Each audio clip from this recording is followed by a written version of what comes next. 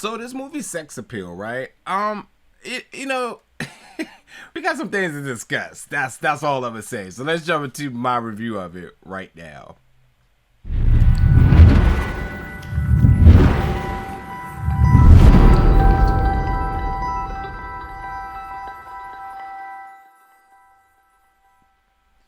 What's up, folks, and welcome back to the channel today for another review. And today we're going to be reviewing the film Sex Appeal, which is coming to Hulu January 14th.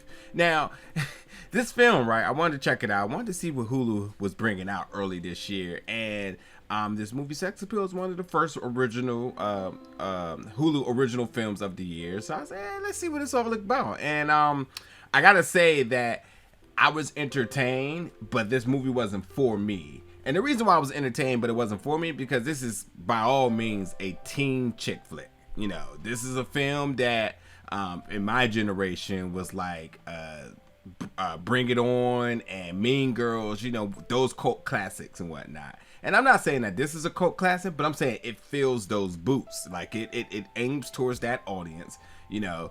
And I think for this generation, I think they will enjoy it because it's very modern and it's very to the point, and I thought the comedy within the dialogue was really well executed.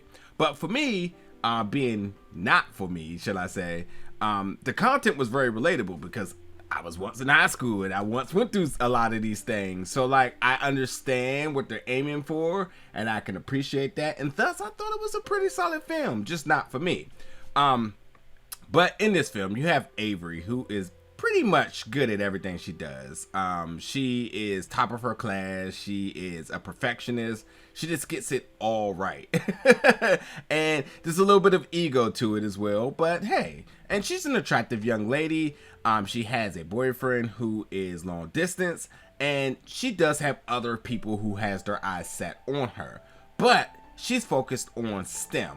She won last year's top prize, and this year she looks to also be on top of her game. But also because she's going to MIT, she already got early acceptance, but like this is like icing on the cake for her. So all goals are set to STEM, but also because her boyfriend's long distance, which she's met at STEM, that's where they get to finally get to see each other again. So like it's a big thing for her, you know. So not only does she wants to execute and win this year, but she's also looking to seeing her boyfriend, which in seeing her boyfriend, they're looking to take things to the next level. There just happens to be one problem. She has never really explored her sexuality. So this is where things get tricky yet messy. She decides to experiment on one of her long-term friends, Larson, and we all know how this goes, right? Larson's there to just kind of play the friend, to kind of help her out, go through all the trial and error of, you know, kissing and all this other stuff, understanding anatomy and all that other stuff.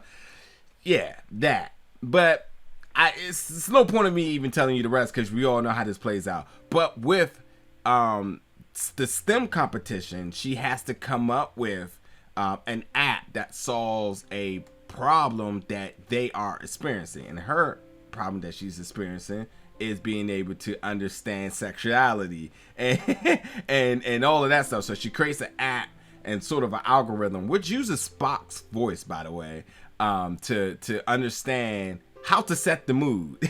So that's that.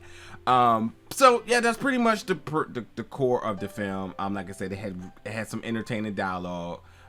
It was very it was very carny at times, shall I say. It was a satirical film. So like, yeah, and while they are touching on sex education, so you know, beware if this is not a subject that you're ready to explore for your kids or whatnot. It does provide good information. I can't lie. Like a lot of the stuff that they're saying was very thorough, but beyond just the sexual aspect of it, it does really dive into rejection.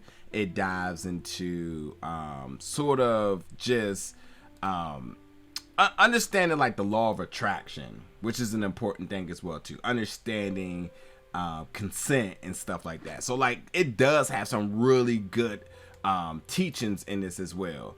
But I mean, like I said, this is totally a teen chick flick.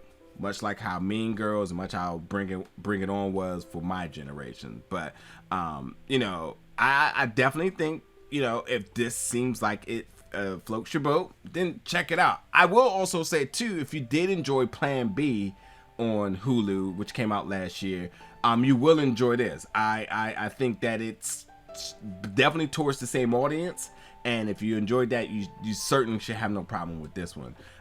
As far as performances and whatnot, I thought that because that most of these people are teens themselves, they just wore their usual here, and I think that made them comfortable, and they probably was able to exaggerate a little bit on character, but I think it was very easy for them to simulate high school dynamics and conversations and whatnot, and that was good. And adults, I think they were just having a really good time, so it came together really good. Your lead here, and Mika, who plays Avery, I thought she did a fantastic job in being the focal point of this. We go down a plethora of emotions with her, but overall it was entertaining, and I did enjoy it. So, and to sum this up, Sex Appeal is a film that I don't think misses on any beat.